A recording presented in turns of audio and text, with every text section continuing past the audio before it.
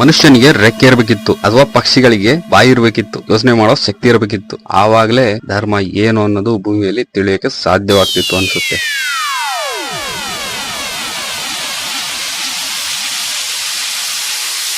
ಯಾಕಂದ್ರೆ ದೇವತೆಗಳು ಜ್ಞಾನವನ್ನು ಕೊಟ್ಟಿರೋದು ಈ ಪೃಥ್ವಿಯ ಮೇಲೆ ಹೊರತು ಯಾವುದೇ ಪುಸ್ತಕದಲ್ಲಿ ಅಲ್ಲ ಅನ್ನೋದು ಈ ನಕ್ಷೆಗಳನ್ನು ನೋಡ್ತಾ ಹೋದ್ರೆ ತಿಳಿಯುತ್ತೆ ನಿಮಗೆ. ಹೇಳಿ ಕೇಳಿ ಸಾಧಾರಣ ನಕ್ಷೆಗಳಲ್ಲ, ದೊಡ್ಡ ದೊಡ್ಡ ನಕ್ಷೆಗಳು ಈ ಭೂಮಿಯನ್ನು ಆಕ್ರಮಣ ಮಾಡಿ ಕುಳಿತಿವೆ. ಈ ಭೂಮಿಯ ಮೇಲ್ಪದರವನ್ನು ನೀವು ಅಂತರಿಕ್ಷದಿಂದ ವೀಕ್ಷಣೆ ಮಾಡಿದಾಗ ಇದು ನಿಮಗೆ ಸರಿಯಾಗಿ ಅರ್ಥ ಆಗುತ್ತೆ. ಇವುಗಳಲ್ಲಿ ನಮಗೆ ಮೊದಲು ಕಾಣಿಸಿದ್ದು ಕೇವಲ ಆನೆಯೇ ಮೊದಲು ಕಾಣಿಸಿದ್ದು.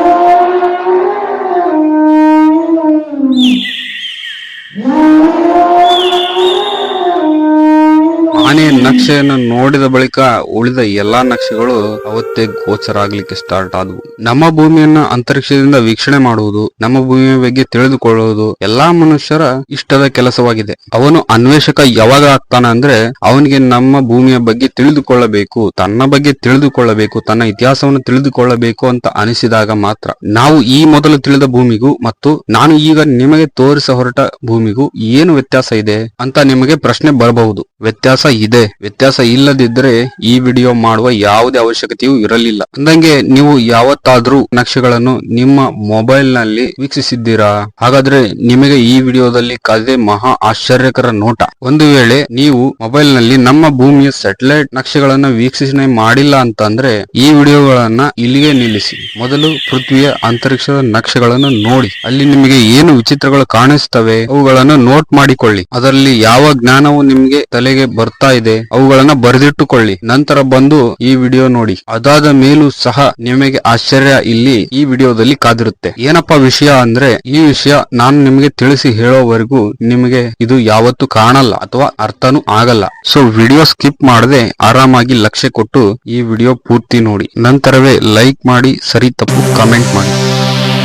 ಅವತ್ತು ಆಗಸ್ಟ್ 2020 ಎಲ್ಲಾ ಕಡೆ ಲಾಕ್ ಡೌನ್. ಕೆಲ್ಸ ಇಲ್ಲ, ಹೊರಗೆ ಹೋಗೋ ಹಾಗೆ ಇಲ್ಲ. ಅಕಸ್ಮಾತ್ ಆಗಿ ಹೊರಗೆ ಹೋದ್ರೆ ಪೊಲೀಸರ ಲಾಠಿ ಏಟು ಪಕ್ಕ. ಕರೆಂಟ್ ಇತ್ತು, ಕೈಯಲ್ಲಿ ಮೊಬೈಲ್ ಇತ್ತು. ಆದ್ರೂ ಡಿಸ್ಕೋ ಡಾನ್ಸು, ಧಾರಾವಾಹಿ, ಕಾಮಿಡಿ ನೋಡೋ ಮಕ್ಕಳೇ ನಾವಲ್ಲ. ಹಾರರ್ ಫಿಲ್ಮ್ ಗಳನ್ನ ನೋಡೋದು, ಕ್ಷಣ ಕ್ಷಣಕ್ಕೂ ಆಶ್ಚರ್ಯದಾಯಕ ವಿಷಯಗಳನ್ನು ತಲೆಗೆ ಹಾಕೋದು, ಪುಸ್ತಕಗಳನ್ನ ಓದೋದು, ಭಯಾನಕ ಡಾಕ್ಯುಮೆಂಟರಿಗಳನ್ನ ನೋಡೋದು, ಇತಿಹಾಸದ ಬಗ್ಗೆ ಇಷ್ಟಪಟ್ಟು ನೋಡೋದು, ಸೈನ್ಸ್ ಮತ್ತು ಟೆಕ್ನಾಲಜಿಗಳ ಬಗ್ಗೆ ತಿಳಿದುಕೊಳ್ಳೋದು, ಇಂಥ ಸೋಜಿಗದ ವಿಷಯಗಳನ್ನ ಮನಸ್ಸು ಕೇಳ್ತಾ ಇರುತ್ತೆ.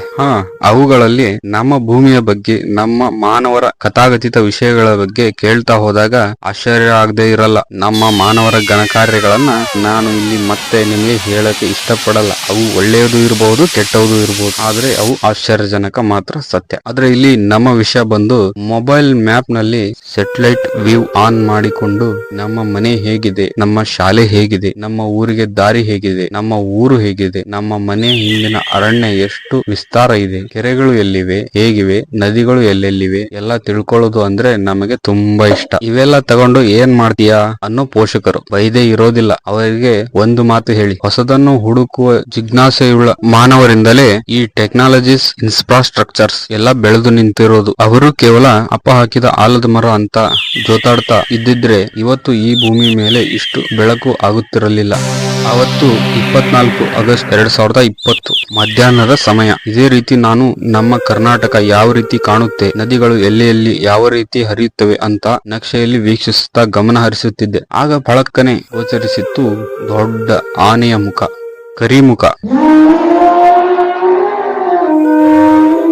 ಪೂರ್ತಿ ದಕ್ಷಿಣ ಭಾರತದ ಭೂಪ್ರದೇಶವನ್ನೇ ಆವರಿಸಿ ಕುಳಿತಿದೆ ಈ ದೊಡ್ಡ ಆನೆಯ ಮುಖ. ಹೌದು, ಅದು ಸಾಧಾರಣ ಆನೆ ಅಲ್ಲ, ಸಾವಿಲ್ಲದ ಕುಂಜರ.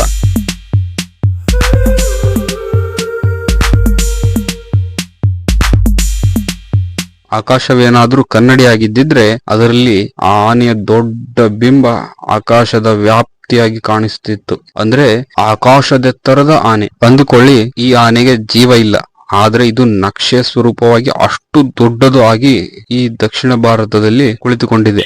ನೋಡಿದ ತಕ್ಷಣ ನಂಬುವವ ನಾನಲ್ಲ, ಎಲ್ಲದನ್ನು ಪರಿಶೀಲಿಸಿಯೇ ನಂಬುವವನು. ಎಲ್ಲಾ ರೀತಿಯಿಂದ ಅದು ಆನೆಯ ಮುಖ. ಹೌದು, ಅದು ಸಾಧಾರಣ ಆನೆ ಇಲ್ಲ, ಸಾವಿಲ್ಲದ ಕುಂಜರ. ನಕ್ಷೆಯಲ್ಲಿನ ಕುಂಜರದ ಮುಖದ ದೃಶ್ಯ ಹೌದು ಅಲ್ಲ ಎಂದು ವಿವಿಧ ರೀತಿಯಲ್ಲಿ ಗಮನಿಸಿ ಯೋಚಿಸಿ ಪರಿಶೀಲಿಸಿದೆನು. ಆದ್ರೂ ಸಹ ಅಲ್ಲಿ ನನಗೆ ಕೇವಲ ಆನೆಯ ಮುಖವೇ ಕಾಣಿಸಿತ್ತು. ಅದನ್ನು ಹೇಳಬೇಕೆಂದರೆ ನಿಜವಾಗ್ಲೂ ಅಷ್ಟೊಂದು ದೊಡ್ಡ ಆನೆಗಳು ಈ ಭೂಮಿಯಲ್ಲಿ ಇಲ್ಲ. ಆದರೆ ವಿಶಾಲವಾದ ನಕ್ಷೆ ಮಾತ್ರ ನಮ್ಮ ಪೂರ್ತಿ ದಕ್ಷಿಣ ಭಾರತದ ಭೂಪ್ರದೇಶವನ್ನೇ ಆವರಿಸಿ ಕುಳಿತಿದೆ.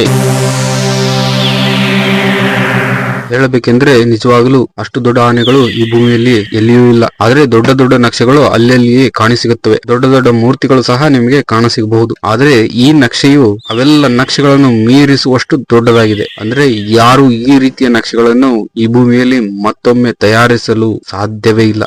ನಮ್ಮ ಕರ್ನಾಟಕವನ್ನು ಸಹ ಕರಿನಾಡು ಅಂತ ಕರಿತಾ ಇದ್ರು. ಅದು ಈ ನಕ್ಷೆಯನ್ನು ನೋಡಿದ ತಕ್ಷಣವೇ ನನಗೆ ಪಟ್ ಅಂತ ನೆನಪಾಯ್ತು. ಈ ಆನೆಯನ್ನು ಸಹ ಕರಿ ಅಂತಾನೆ ಕರೆಯೋದು. ಕರಿ ಅನ್ನುವುದು ಆನೆಯ ಮತ್ತೊಂದು ಹೆಸರು. ಗಣಪತಿಗೆ ಕರಿಮುಖ ಅಂತ ಕರೆಯುವುದನ್ನು ನಾವು ಕೇಳಿರ್ತೇವೆ. ಆನೆಗಳಿಗೆ ಮತಂಗ, ಗಜ, ಹತ್ತಿ, ಕರಿ, ಕುಂಜರ ಇತ್ಯಾದಿ ಹೆಸರುಗಳಿವೆ. ಈ ಆನೆಯ ಮುಖದ ನಕ್ಷೆಯನ್ನು ನೋಡಿದ ನಂತರ ಮತ್ತೆ ಭಾರತದ ಸುತ್ತಲೂ ಯಾವುದಾದ್ರೂ ನಕ್ಷೆಗಳು ಕಾಣಸಿಗುತ್ತವೆಯೇ, ಭಾರತದಲ್ಲಿ ಮತ್ತೆ ಇತರೆ ನಕ್ಷೆಗಳು ಕಾಣಸಿಗುತ್ತವೆಯೇ ಅಂತ ನಾನು ಹುಡುಕಿದೆ.